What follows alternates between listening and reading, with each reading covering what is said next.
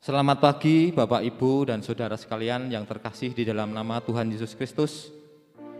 Kita pagi ini akan mulai ibadah kebangkitan Tuhan kita Yesus Kristus, dan juga ibadah pada pagi hari ini diadakan perjamuan kudus.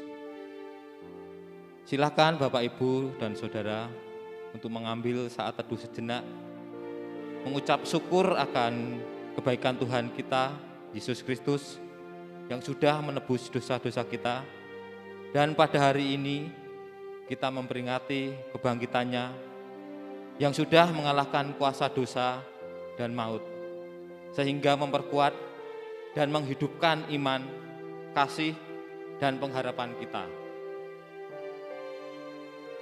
Dengarkanlah panggilan berbakti dari Mazmur 10 ayat 1-2. Demikianlah firman Tuhan. Mazmur untuk korban syukur. Bersorak-soraklah bagi Tuhan, hai seluruh bumi. Beribadahlah kepada Tuhan dengan sukacita. Datanglah ke hadapannya dengan sorak-sorai. Amin. Mari kita bersatu hati dalam doa, mohon pimpinan Tuhan. Tuhan adalah Bapa kami yang kami sembah di dalam nama Tuhan Yesus Kristus, Juru Selamat kami dan penebus dosa kami. Segala puji dan syukur kami naikkan kepadamu Tuhan.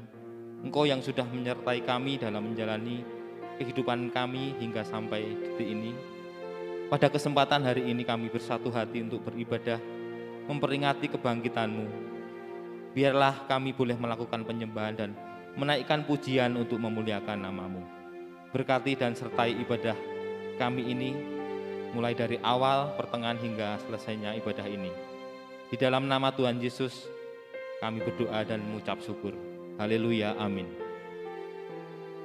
Mari dengan penuh semangat dan sukacita kita naikkan pujian, rayakan Yesus rayakan.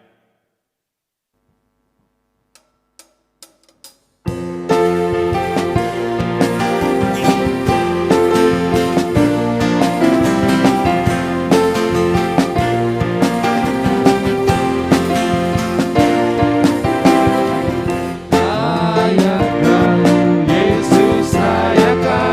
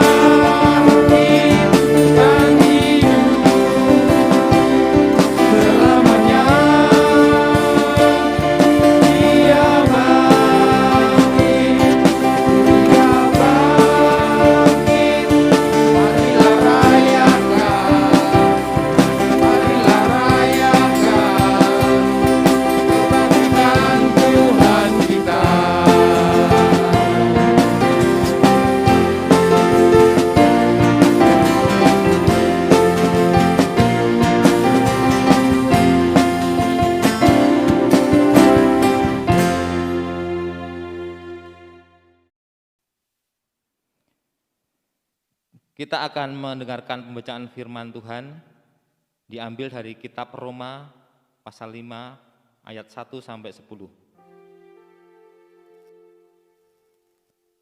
Demikianlah firman Tuhan, hasil pembenaran.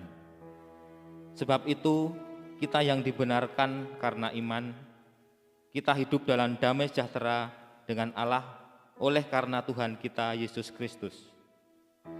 Oleh Dia kita juga beroleh jalan masuk oleh iman kepada kasih karunia ini. Di dalam kasih karunia ini kita berdiri dan kita bermegah dalam pengharapan akan menerima kemuliaan Allah. Dan bukan hanya itu saja, kita malah bermegah juga dalam kesengsaraan kita, karena kita tahu bahwa kesengsaraan itu menimbulkan ketekunan, dan ketekunan menimbulkan tahan uji, dan tahan uji menimbulkan pengharapan. Dan pengharapan tidak mengecewakan, karena kasih Allah telah dicurahkan di dalam hati kita oleh Roh Kudus yang telah dikaruniakan kepada kita. Karena waktu kita masih lemah, Kristus telah mati untuk kita, orang-orang durhaka pada waktu yang ditentukan oleh Allah.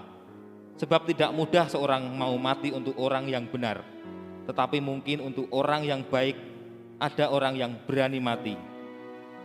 Akan tetapi Allah menunjukkan kasih-Nya kepada kita oleh karena Kristus telah mati untuk kita ketika kita masih berdosa. Lebih-lebih karena kita sekarang telah dibenarkan oleh darah-Nya, kita pasti akan diselamatkan dari murka Allah. Sebab jikalau kita ketika masih seteru diperdamaikan dengan Allah oleh kematian anaknya, lebih-lebih kita yang sekarang telah diperdamaikan pasti akan diselamatkan oleh amin. Jemaat yang terkasih di dalam nama Tuhan Yesus, saatnya kita akan mendengarkan kebenaran firman Tuhan yang akan disampaikan oleh Bapak Gembala Jemaat. Namun sebelumnya kita naikkan pujian, Dia Sungguh Indah.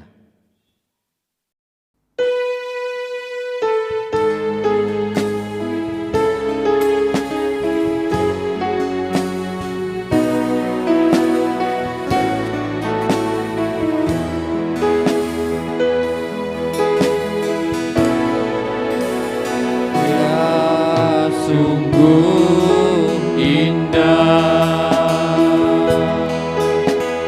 Dia Yesus,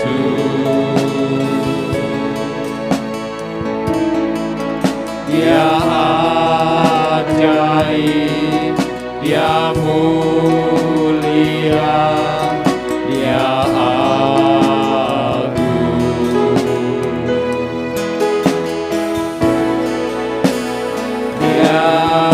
cinta daku dan ampuniku,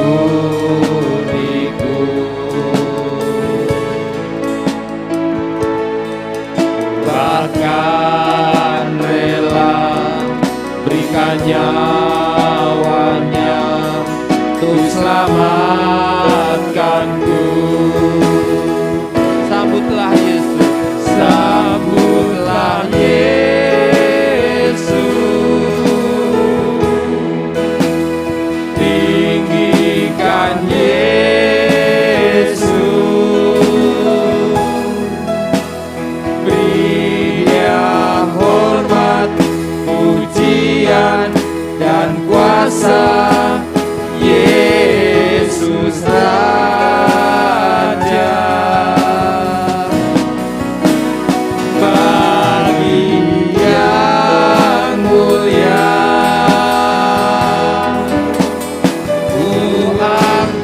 tanganku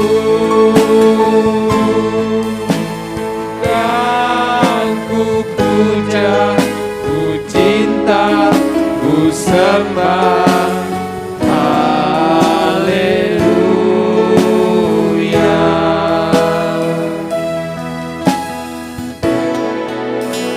Dia sungguh indah, Dia Yesus,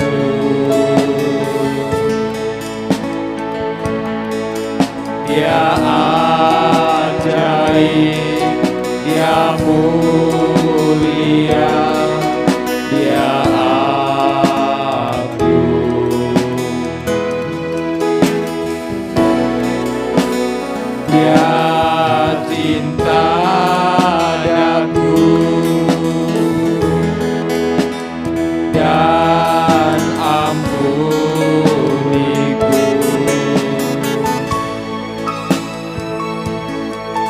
Bahkan rela berikan nyawanya untuk selamatkanku. Sambutlah Yesus, sambutlah Yesus, tinggikan Yesus, tinggikan Yesus.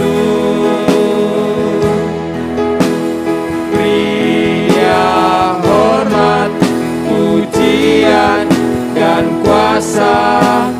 Yesus Raja,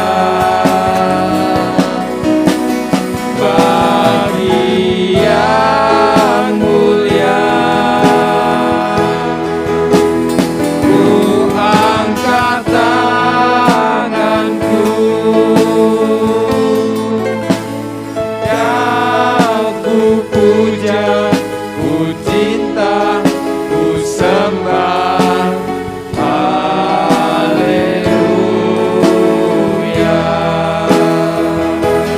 Sambutlah Yesus, sambutlah Yesus, tinggikan Yesus, tinggikan Yesus.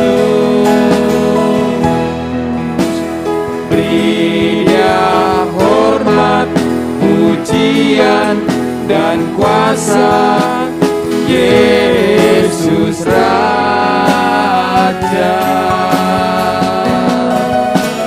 bagi yang mulia,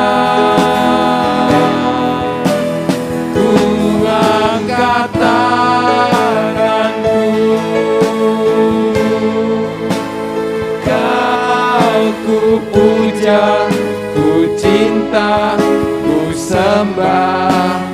Haleluya.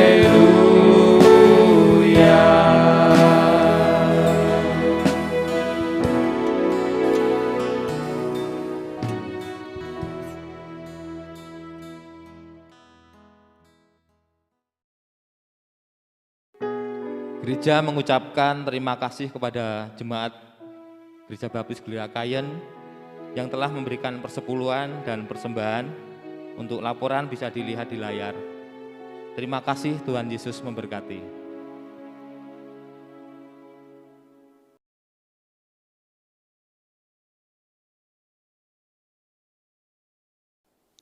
Bapak, Ibu, dan Saudara sekalian, Jemaat Gloria Kayen yang saya kasih dalam Tuhan Yesus Kristus, selamat pagi.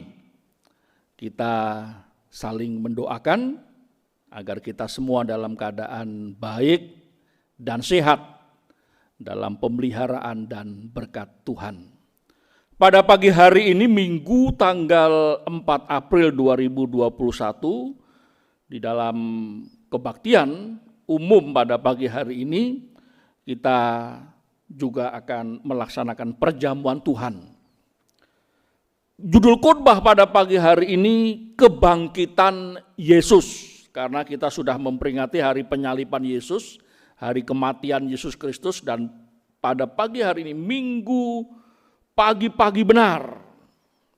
Seperti yang nas firman Tuhan katakan, dua perempuan, Maria dan Maria Magdalena, datang ke kubur Yesus dan mereka menyaksikan kubur itu telah kosong. Dan malaikat Tuhan berkata, Yesus sudah bangkit. Mari kita berdoa. Bapa di surga, pada pagi hari ini kami datang kepadamu menaikkan pujian dan syukur kami atas anugerah keselamatan di dalam Tuhan Yesus Kristus. Pada minggu pagi hari ini ya Bapa, setelah kami memperingati hari penyaliban Yesus Kristus, dan pada pagi hari ini kami memperingati kebangkitan Yesus Kristus. yang sudah terjadi ribuan tahun yang lalu. Dan pagi hari ini kami jemaat-Mu mengaminkan segala karya-Mu yang agung yang sudah terjadi. Itu menjadi bukti Engkau sudah menggenapi janji-Mu. Dulu Engkau berjanji mengirim juru selamat dan sudah datang sang juru selamat itu. Dan jemaat-Mu adalah kumpulan orang percaya yang menyambut anugerah keselamatan di dalam Tuhan Yesus Kristus. Pagi hari ini kami siap untuk bersama-sama belajar firman Tuhan. Tolonglah hamba-Mu supaya dapat menjelaskan firman-Mu.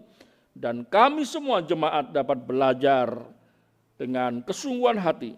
Sehingga kami semuanya menjadi pelaku firman Tuhan. Di dalam nama Tuhan Yesus kami berdoa. Amin. Jemaat Gloria Kayen yang saya kasih dalam Tuhan Yesus Kristus, khotbah pada pagi hari ini berjudul Kebangkitan Yesus. Karena kita sudah memperingati hari penyalipannya dan pagi hari ini kita memperingati hari kebangkitannya. Peristiwa yang sudah terjadi ribuan tahun yang lalu. Tetapi peristiwa itu menjadi peristiwa yang sangat penting dalam kehidupan orang percaya.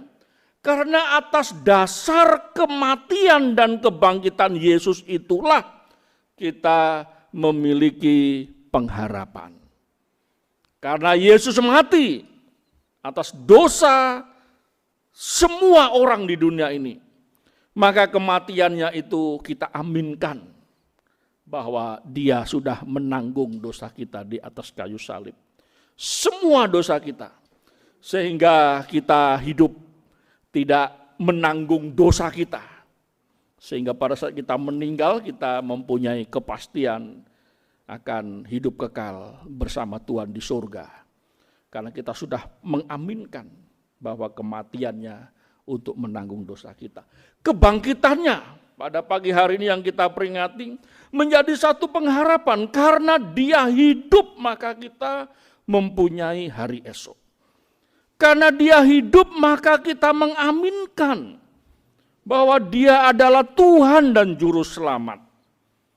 Kalau Dia mati, maka percuma saja kita mempercayainya. Karena Dia hidup, maka kita juga beroleh kebangkitan dari antara orang mati. Jemaat yang dikasihi Tuhan, nas firman Tuhan dari Lukas pasal 24 ayat 5 dan 6. Firman Tuhan berkata, mengapa kamu mencari Dia yang hidup di antara orang mati? Ia tidak ada di sini, Ia telah bangkit. Kebangkitan Yesus Kristus itulah yang kita peringati pada pagi hari ini. Jemaat yang dikasihi Tuhan, kitab Matius pasal 12 ayat yang ke-40 berkata, sebab seperti Yunus tinggal di dalam perut ikan 3 hari 3 malam. Demikian juga anak manusia akan tinggal di dalam rahim bumi 3 hari 3 malam. Perhatikan, kemarin kita sudah memperingati hari penyalipan Tuhan Yesus Kristus, kematiannya, dikubur 3 hari 3 malam, berarti 3 kali 24 jam. Ada 72 jam Dia ada di rahim bumi. Dan kalau kita mempercayai bahwa Yunus 3 hari 3 malam di dalam perut ikan, tentu dia meninggal di situ. Lalu kenapa kok ada doa Yunus itu sebelum dia meninggal, dia berdoa, setelah meninggal ya enggak berdoa. Para musuh kebenaran berkata bahwa Yunus ditelan oleh ikan besar tidak mati. Diciptakanlah dongeng bahwa di dalam perut ikan itu seperti kamar katanya ya, sehingga Yunus tidak mati. Kalau Yunus tidak mati, maka apa yang dikatakan Yesus tidak harmonis. Yesus katakan Dia ada di dalam rahim bumi 3 hari 3 malam dan tentu Dia mati. Kenapa Dia mati? Ya karena Dia sebagai manusia yang sejati. Penyalipan itu telah membawa kepada Dia kepada kematiannya. Itulah sebabnya di bagian kitab yang lain Yesus turun ke dunia orang mati, memproklamirkan kemenangannya.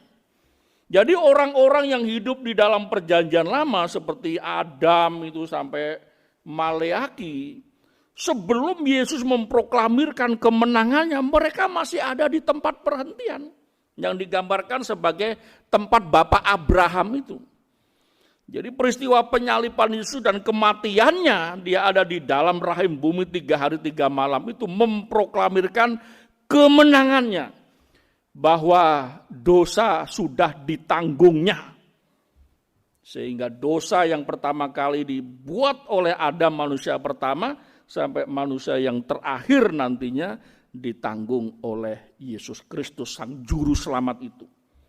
Sehingga setiap orang yang hidup pada zaman sebelum penyaliban Yesus Kristus, mereka diselamatkan karena mereka bertobat dan percaya janji Allah akan mengirim juru selamat. Sedangkan orang-orang yang hidup setelah peristiwa penyaliban itu, maka mereka diselamatkan karena sama, karena pertobatannya bedanya mereka percaya kepada Yesus yang sudah mati disalibkan. Jadi Bapak, Ibu, dan saudara sekalian, ketika kita menyelidiki peristiwa penyaliban Yesus Kristus sebelum kita memaknai peristiwa kebangkitannya, kalau kita mau mencari tahu, itu bagaikan seorang detektif yang mempelajari, merekonstruksi peristiwa itu. Pada 1 minggu itu, di saat peristiwa penyaliban Yesus, itu ada hari persiapan, yang jarang pengkhotbah sampaikan. Hari persiapan, dan itu menjadi sabat besar. 1 kali 1 tahun terjadi.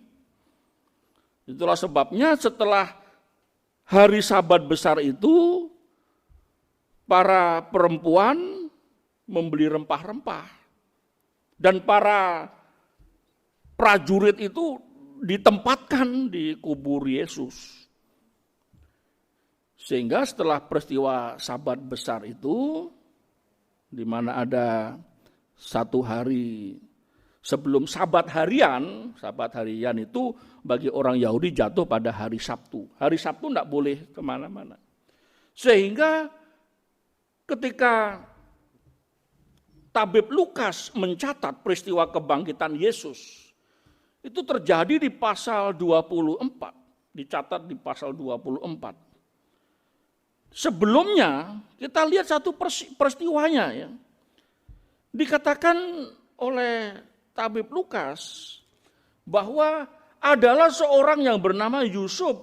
Ia anggota majelis besar dan seorang yang baik lagi benar.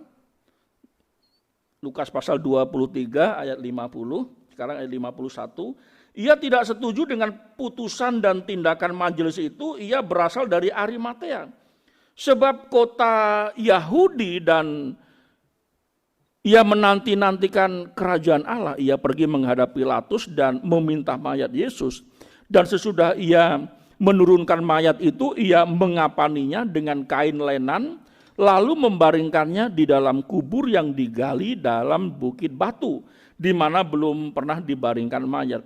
Hari itu adalah hari persiapan dan sabat hampir mulai. Jadi setelah penyaliban Yesus itu, jam 3 Tuhan Yesus wafat, lalu dirawat jenazahnya, lalu ada seorang yang bernama Yusuf dari Arimatea itu, dengan kubur yang masih baru, dia siapkan segala sesuatunya, lalu dikuburkan.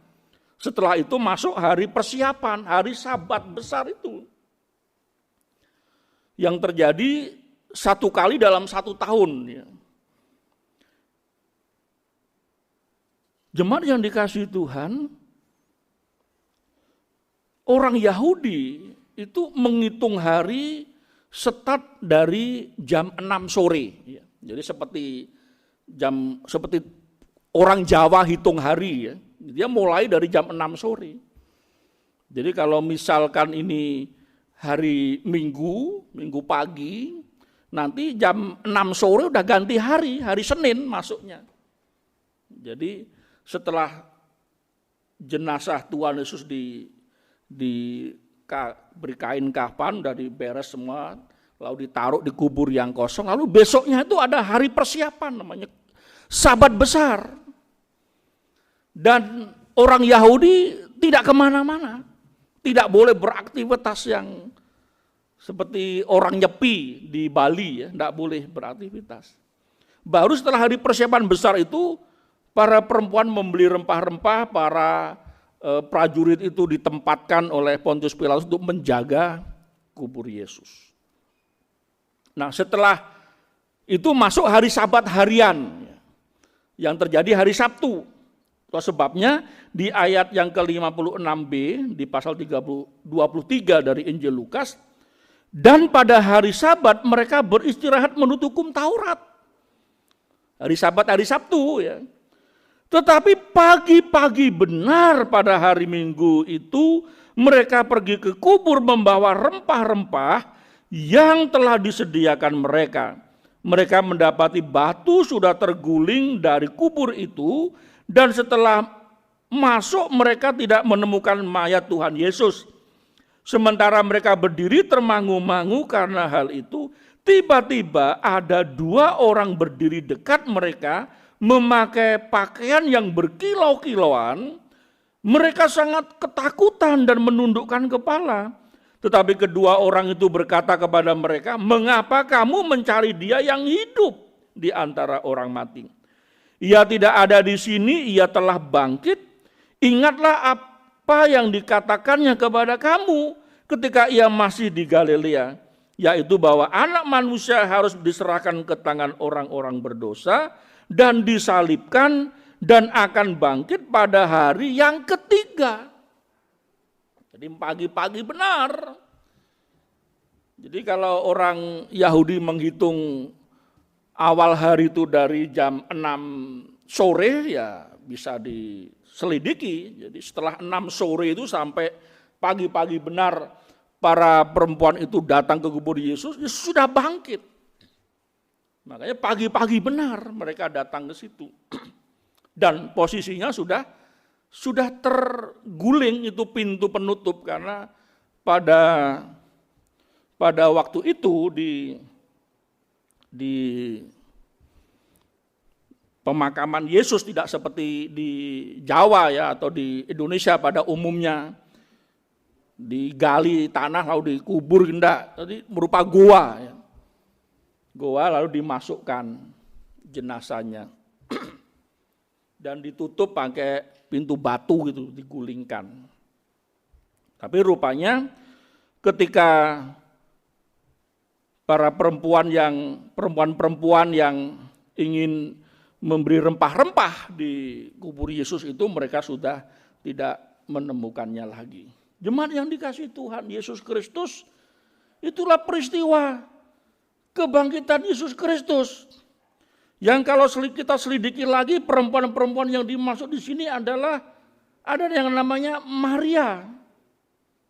Di kitab Yohanes pasal 20 ayat 11, tetapi Maria berdiri dekat kubur itu dan menangis. Sambil menangis ia menjenguk ke dalam kubur, dan tampaklah olehnya 2 orang malaikat berpakaian putih, yang seorang duduk di sebelah kepala dan yang lain di sebelah kiri di tempat mayat Yesus terbaring. Kata malaikat itu kepadanya, "Ibu, mengapa engkau menangis?" Jawab Maria kepada mereka, "Tuhanku telah diambil orang dan aku tidak tahu di mana ia diletakkan." Sesudah berkata demikian, ia menoleh ke belakang dan melihat Yesus berdiri di situ, tetapi ia tidak tahu bahwa itu adalah Yesus. Kata Yesus kepadanya, "Ibu, mengapa engkau menangis? Siapakah yang engkau cari?" Maria menyangka orang itu adalah penunggu taman, lalu berkata kepadanya, "Tuan, jikalau Tuan yang mengambil dia, katakanlah kepadaku di mana Tuhan meletakkan dia supaya aku dapat mengambilnya." Kata Yesus kepadanya, "Maria, Maria." Berpaling dan berkata kepadanya dalam bahasa Ibrani, "Rabuni," artinya guru. Kata Yesus kepadanya, "Janganlah engkau memegang aku sebab aku belum pergi kepada Bapa, tetapi pergilah kepada saudara-saudaraku dan katakanlah kepada mereka bahwa sekarang aku telah pergi kepada Bapakku dan Bapamu, kepada Allahku dan Allahmu." Maria Magdalena pergi dan berkata kepada murid-murid, Aku telah melihat Tuhan dan juga bahwa dia mengatakan hal-hal itu kepadanya. Jadi Maria, ada Maria Magdalena. Kesaksiannya adalah kubur telah kosong. Mengapa kamu mencari dia yang hidup di antara orang mati? Ia tidak ada di sini, ia telah bangkit. Jadi harmonis, 3 hari, 3 malam, Yesus ada di rahim bumi. Ada 1 hari, hari persiapan atau hari Sabat besar orang Yahudi. Jadi Bapak Ibu Saudara bisa memastikan dengan penyelidikan itu ketemu peristiwa penyalipan Yesus terjadi hari kapan. Kalau kebangkitannya jelas pada hari Minggu, pagi-pagi benar. Start jam berapa? Jam 6 sore sampai selanjutnya. Hitungan hari orang Yahudi. Peristiwa kebangkitan Yesus Kristus sudah terjadi, Bapak Ibu Saudara yang kasih Tuhan Yesus. Ketika kita memperingati penyalipan dan kebangkitan Yesus, ini bagi orang Kristen, orang percaya, peristiwa yang sudah terjadi itu menjadi peringatan, menjadi perenungan akan kasih Allah dalam kehidupan kita. Peristiwa kematiannya dan kebangkitannya itu iya dan amin, karena sesuai dengan kitab suci. Jadi ketika kita mendengarkan khotbah tentang memperingati penyalipan Yesus, memperingati kebangkitan Yesus, kita semakin diteguhkan dan melalui penjelasan firman Tuhan itu kita semakin memahami, semakin mengerti, semakin jelas bahwa peristiwa itu terjadi. Dan sejarah membuktikan. Sehingga pagi hari ini kembali pada saat saya menjelaskan ini semua kepada Bapak Ibu Saudara yang dikasih Tuhan, Bapak Ibu Saudara menjadi semakin diteguhkan imannya. Bahwa apa yang aku percaya ini adalah peristiwa yang sungguh-sungguh terjadi. Apa yang aku percaya tentang Tuhan dan Juru Selamatku ini benar-benar terjadi. Lalu kalau kita merenungkan berkaitan dengan memperingati kebangkitan Tuhan Yesus Kristus. Kebangkitan Tuhan Yesus itu membawa dampak apa dalam kehidupan Bapak Ibu Saudara? Nah tentu dampaknya itu berkaitan dengan nas firman Tuhan yang sudah dijelaskan, disampaikan. Situasi pada waktu itu dan situasi pada sekarang. Nah tentu maknanya akan sama.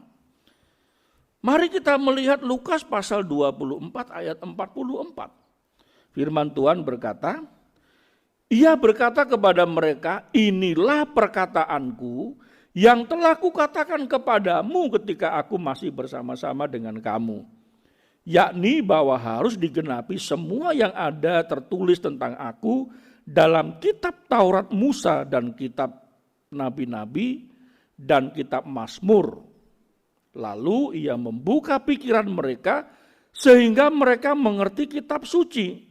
Katanya kepada mereka ada tertulis demikian, Mesias harus menderita dan bangkit dari antara orang mati pada hari yang ketiga. Nah ini semakin dijelaskan. Jemaat yang saya kasih dalam Tuhan Yesus Kristus. Pada saat saya dan saudara menyelidiki kitab suci. Kalau kitab suci pada waktu Tuhan Yesus berkata kepada para murid, jelas ini adalah kitab perjanjian lama. Ada Torah, ada Mazmur, dan kitab nabi-nabi. Dan pada saat Yesus sudah datang ke dunia, pada saat Yesus melayani di dunia, itu kitab perjanjian lama sudah ada. Orang Yahudi sudah pegang perjanjian lama, itu adalah firman Tuhan. Dan dari perjanjian lama itulah mereka menyelidiki tentang Mesias yang akan datang itu. Jadi kalau mereka mau membuka mata hati mereka, itu mereka akan cocokkan Sang Mesias itu. Dan rupanya pada saat peristiwa kelahiran Yesus, mereka tahu yang dinubuatkan, tapi mereka tidak merespon. Yang merespon adalah orang-orang Majus yang dari Moab itu. Lalu pada saat penyaliban Yesus, sebenarnya mereka tahu tentang Yesus. Dilihat dari apa? Dari penggenapan Nabi Yesaya, di mana Mesias datang memberikan kabar baik, kabar sukacita, kabar penghiburan. Yang tuli melihat, yang tuli mendengar, yang buta melihat, yang lumpuh berjalan, yang kerasukan roh jahat menjadi terbebaskan.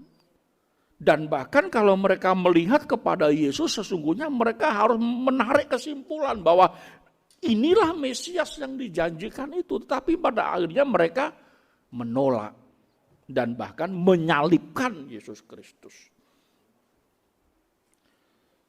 Orang Yahudi menolak secara nasional. Jadi mereka katakan, biarlah darahnya itu tertimpa kepada kami, katanya. Nah, itulah sebabnya peristiwa penyaliban Yesus Kristus oleh orang-orang Yahudi itu menjadikan bangsa Yahudi tidak lagi menjadi tiang penopang dasar kebenaran. Dan kemudian para rasul menjadi saksi atas karya Yesus, mereka menjadi saksi mata. Melalui para rasul itulah orang-orang yang menyambut anugerah keselamatan, yang menerima Mesias itu menjadi jemaat Tuhan. Kumpulan orang percaya, eklesia milik Kristus. Nah, kita inilah orang-orang di luar Yahudi, non-Israel, yang termasuk dari bangsa-bangsa asing itu, dalam konteks Yahudi, yang menyambut anugerah itu. Ketika kita mendengar kabar sukacita, Injil keselamatan, kita merespon, mengaminkan apa yang dilakukan Yesus di atas kayu salib. Kematiannya itu kita aminkan. Sehingga saya dan saudara menjadi orang percaya. Nah, pada saat pagi hari ini kita memperingati kebangkitannya, satu peristiwa yang sudah terjadi ribuan tahun yang lalu. Tidak perlu dibumbu-bumbui dengan hal-hal yang tidak sesuai dengan gereja Tuhan, bahkan cenderung itu kepada milik bangsa Yahudi, Yudaisme dulu. Sedangkan gereja perjanjian baru tidak dipusingkan dengan peristiwa-peristiwa atau sesuatu yang dibuat-buat. Ya. Mereka meyakini penyaliban, kematiannya, kebangkitannya, kenaikannya di surga dan turunnya Roh Kudus. Sehingga mereka menjadi jemaat mula-mula yang menyaksikan Yesus, bukan lagi menyaksikan ritual simbolis jasmania lagi, enggak. Jadi pada saat kita memperingati kebangkitan Yesus, yang pertama Bapak Saudara yang kasih Tuhan, kebangkitan Tuhan Yesus membuat setiap orang yang percaya kepadanya mengerti isi kitab suci. Karena pada saat Lukas 24 ayat 36 sampai 49 itu konteksnya adalah Tuhan Yesus menampakkan diri kepada semua murid. Dan rupanya para murid juga belum dong gitu ya. Belum tersentak mereka. Sampai Tuhan berkata bahwa inilah perkataanku yang telah kukatakan kepadamu ketika aku masih bersama-sama dengan kamu, yakni bahwa harus digenapi semua yang ada tertulis tentang aku dalam kitab Taurat Musa, kitab Nabi-Nabi dan Mazmur. Sehingga mereka mengerti isi kitab suci. Jadi kita sebagai gereja Tuhan memperingati peristiwa kebangkitan Yesus itu kita kaitkan dengan nubuatan dalam perjanjian lama. Dalam kitab suci. Sehingga kita mengaminkan. Kalau kita jadi orang Kristen bertahun-tahun tidak bisa memaknai, bahkan tidak tahu sama sekali, saudara masih seperti para murid pada waktu itu yang Yesus menampakkan diri kepada mereka. Sampai-sampai Tuhan berkata, kamu ini sudah bersama aku, sudah lama. Tapi kok isi kitab suci aja enggak tahu. Dan akhirnya mereka mengerti isi kitab suci. Bahwa yang dinubuatkan itu sudah terjadi, digenapi di dalam Yesus Kristus. Jadi seperti para murid pada waktu itu. Seperti gereja mula-mula pada waktu itu. Pada saat mereka memperingati kebangkitan Yesus Kristus, mereka menjadi semakin diteguhkan. Bahwa apa yang mereka percayai dari kitab suci sudah digenapi di dalam Tuhan Yesus Kristus. Lalu dampaknya apa dalam kehidupan orang percaya, dalam kehidupan gerejanya? Mengerti kitab suci itu sudah jelas. Menjadi bagian yang sangat penting dalam kehidupan orang percaya. Apalagi di tangan kita sudah komplit Perjanjian Lama dan Perjanjian Baru.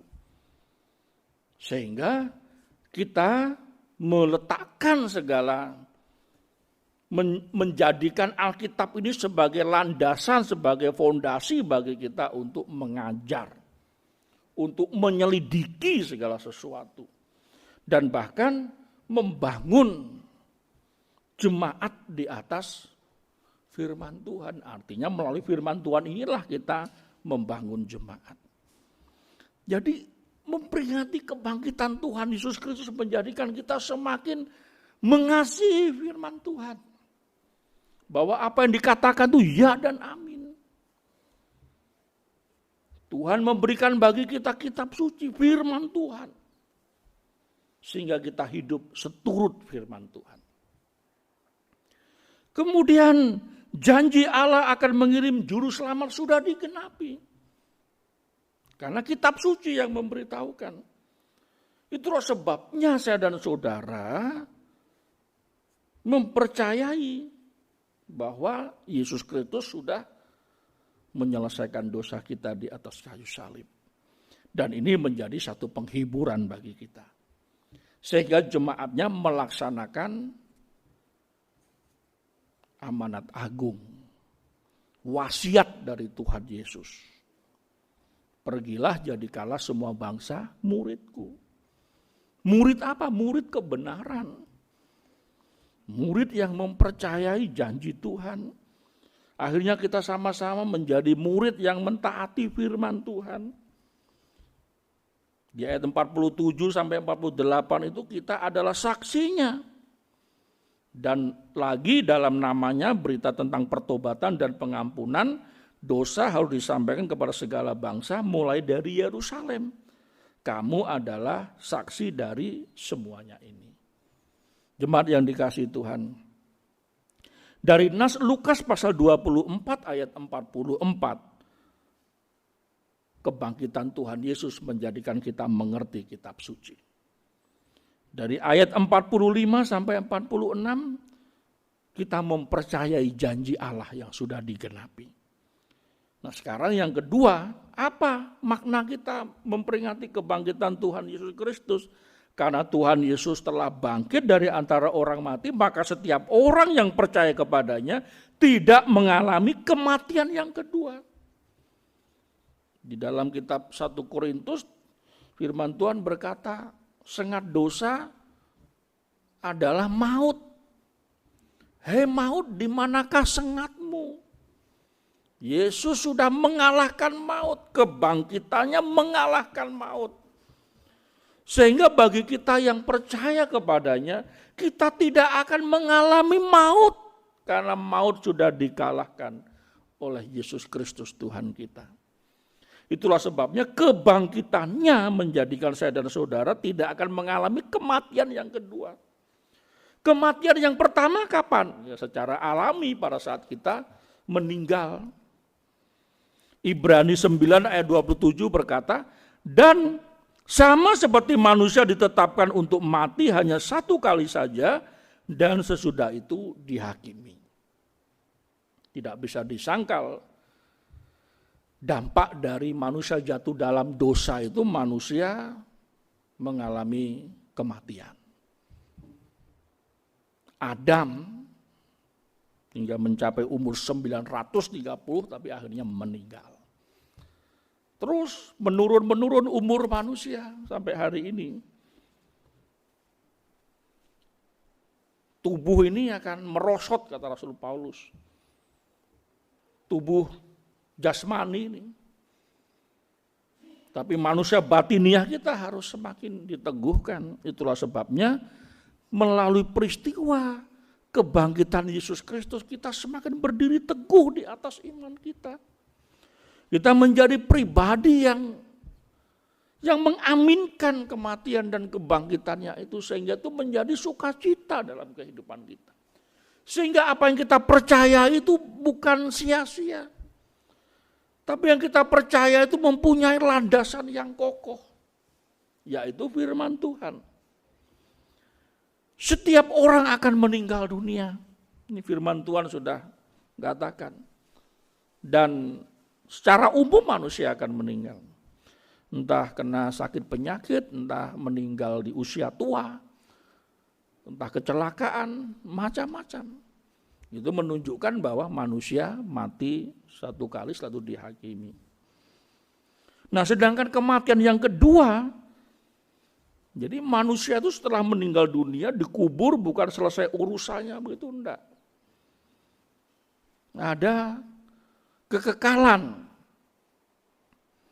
Ada dua tempat yang dituju, surga dan neraka. Nah, kematian yang kedua ini yang membawanya ke neraka.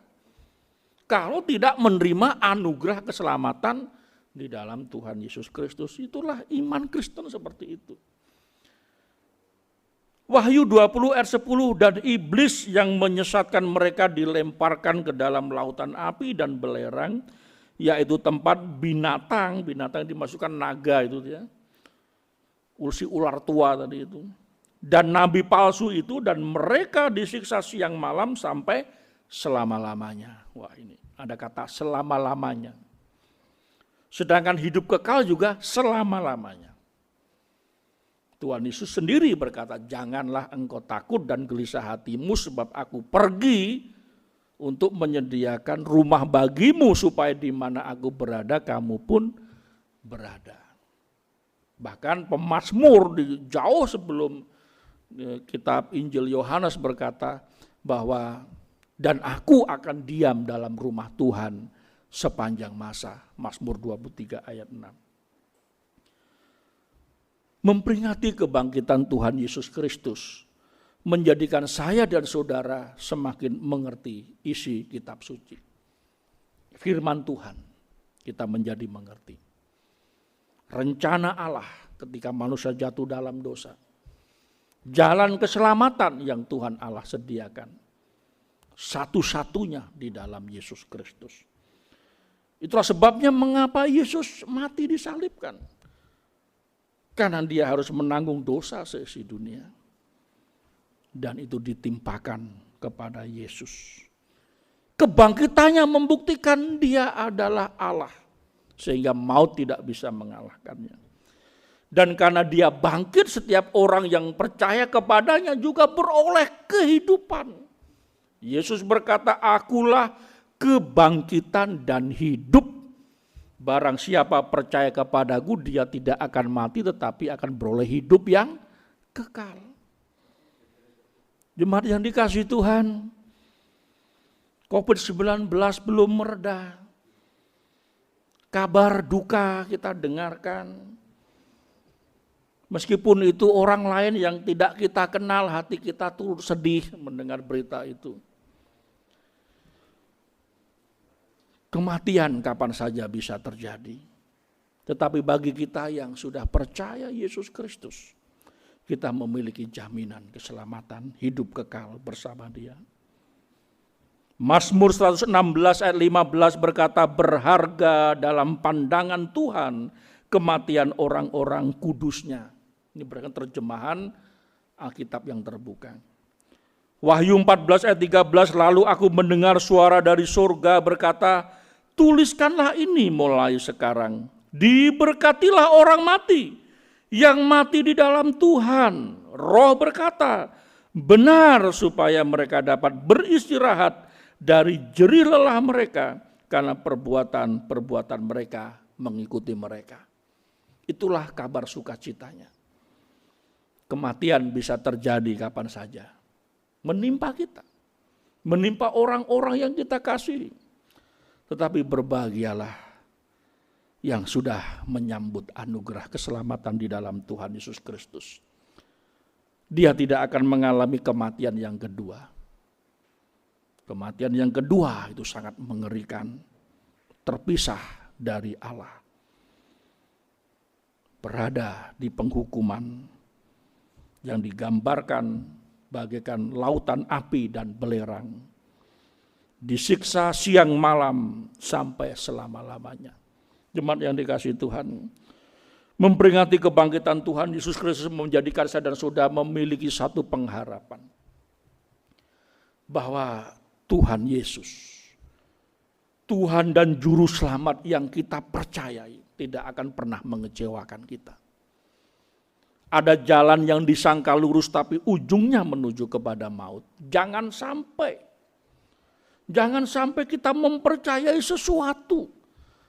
Entah pribadi, entah apa yang kita anggap akan membawa kita kepada hidup yang kekal.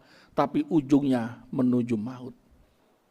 Tetapi Yesus yang kita percayai, Dia sendiri yang berjanji. Firman Tuhan yang mengatakan bahwa di dalam Dia kita akan beroleh hidup yang kekal. Kematiannya menanggung seluruh dosaku. Sehingga aku dapat menjalani hidup ini dengan pengharapan. Kebangkitannya semakin meneguhkan kita bahwa pribadi yang kita sembah ini bukanlah pribadi yang mati, tetapi pribadi yang hidup dan bahkan mengalahkan kematian. Sehingga kita beroleh kepastian kapan saja Tuhan panggil, kapan saja kita meninggal, kita pasti masuk surga. Alasannya apa? Bukan karena kita bebas dari dosa, bukan karena kita tidak ada dosa lagi, tapi karena karya Yesus di atas kayu salib. Dosa kita ditanggungnya. Jemaat yang dikasihi Tuhan Yesus, memperingati kebangkitan Tuhan Yesus Kristus, apa komitmen kita? Yang pertama, maukah saya dan saudara hidup seturut firman Tuhan dan meneruskan kebenaran itu kepada generasi anak cucu kita?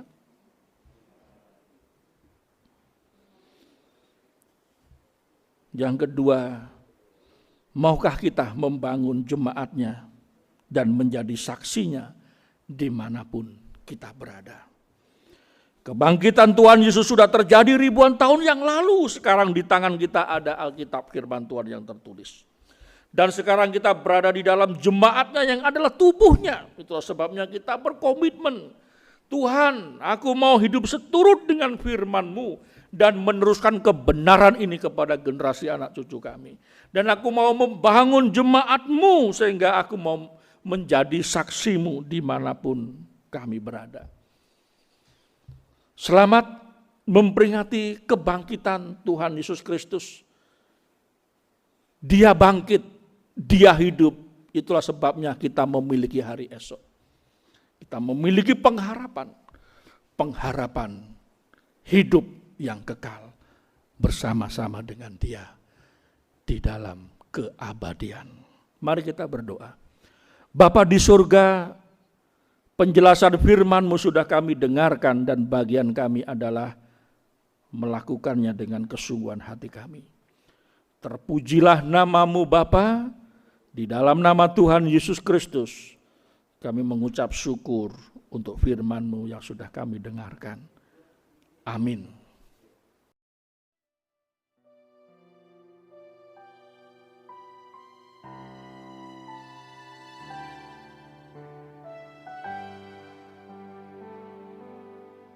Kau sanggupkah datangnya Yesus?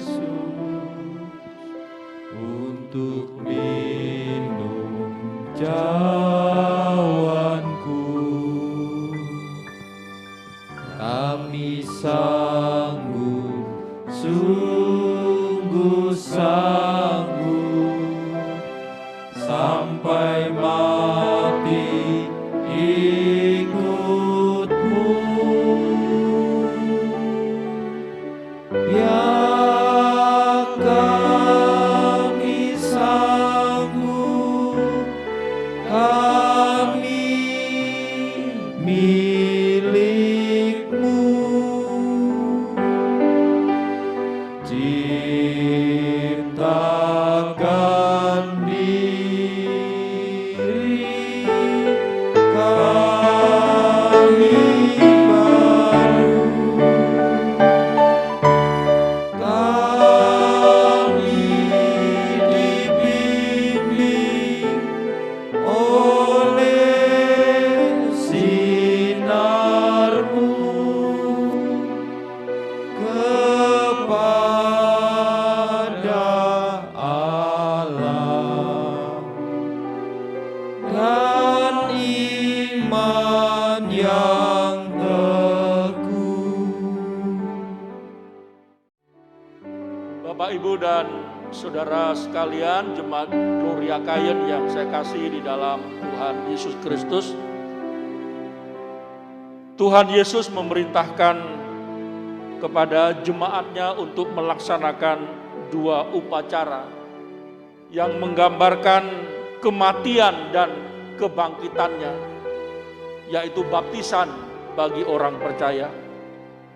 Sedangkan yang melambangkan pengorbanannya adalah perjamuan Tuhan. Roti melambangkan tubuhnya dan anggur melambangkan darahnya. Pagi hari ini kita jemaat Tuhan melaksanakan upacara yang diperintahkan oleh Tuhan Yesus Kristus, yaitu perjamuan Tuhan. Bapak, Ibu, dan saudara sekalian, jemaat Gloria Kayen yang mengikuti kebaktian di rumah, silakan mempersiapkan diri dengan roti dan anggur yang sudah dibagikan supaya dipersiapkan sehingga kita bersama-sama dapat melaksanakan perjamuan Tuhan. Silakan para pelayan meja perjamuan untuk membuka tutup perjamuan.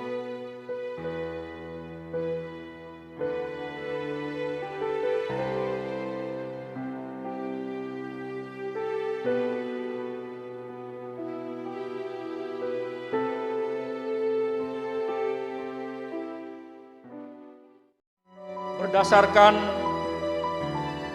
kitab 1 Korintus pasal 23 sampai 26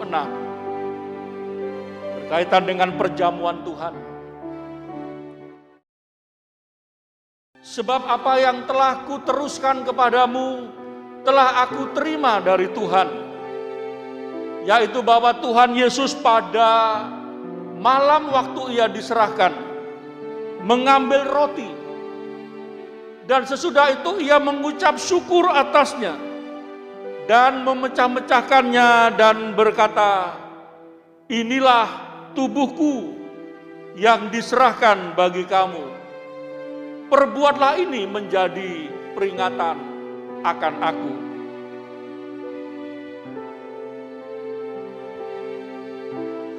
Demikian juga ia mengambil cawan sesudah makan lalu berkata, "Cawan ini adalah perjanjian baru yang dimeteraikan oleh darahku.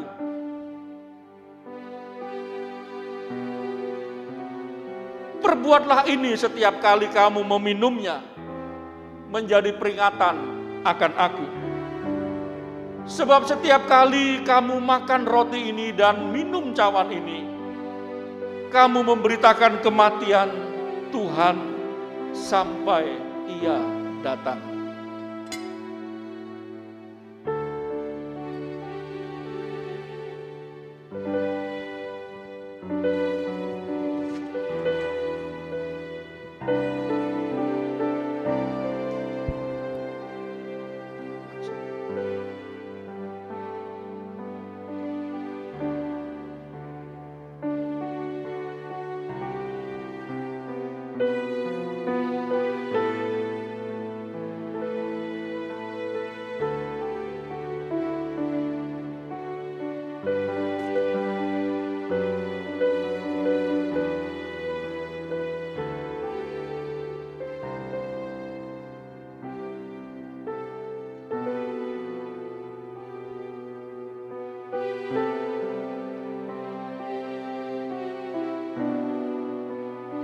Bapak, Ibu, dan saudara sekalian yang ada di rumah, silakan Bapak, Ibu, saudara juga mempersiapkan roti dan anggur.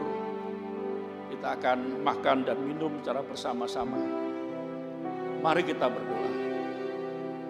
Bapa di surga, kami mentaati perintah-Mu untuk melaksanakan perjamuan Tuhan, untuk memperingati kematian-Mu sampai Engkau datang.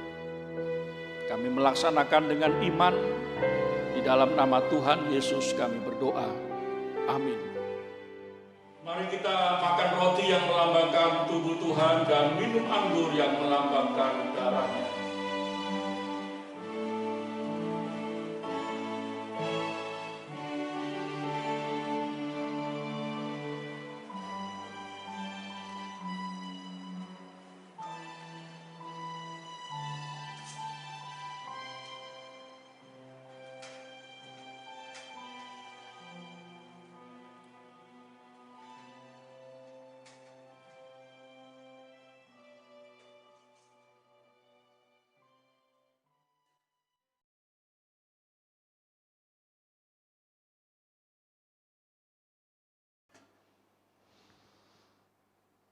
Bapak, Ibu, dan saudara sekalian, kita sudah melaksanakan perjamuan Tuhan, dan mari kita berdoa, menyerahkan hidup kita, agar perjamuan Tuhan ini menjadi peringatan akan kematian Tuhan sampai Tuhan datang. Dengan satu kerinduan, satu komitmen bahwa kita siap sedia menjadi murid Tuhan yang baik dan setia. Mari kita berdoa. Bapa di surga, kami jemaat-Mu sudah melaksanakan perjamuan-Mu dan komitmen kami untuk menjadi murid Tuhan yang baik dan setia, menjadi kesaksian yang cemerlang di tengah-tengah kehidupan yang kami jalani ini. Terpujilah nama-Mu Bapa, kami bersyukur atas perjamuan Tuhan yang sudah kami laksanakan. Di dalam nama Tuhan Yesus kami berdoa. Amin. Silakan para pelayan meja perjamuan untuk menutup kembali meja perjamuan.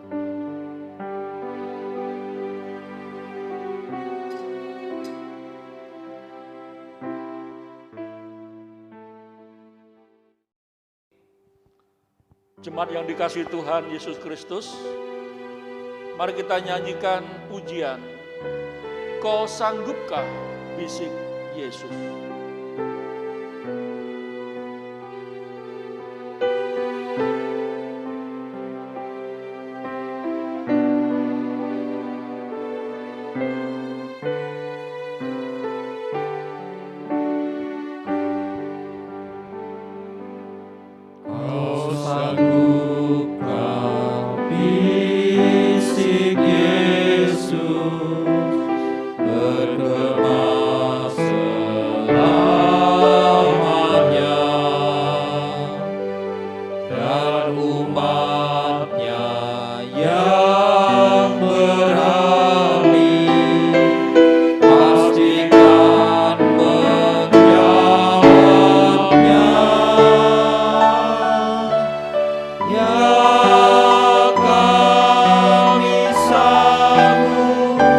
Kami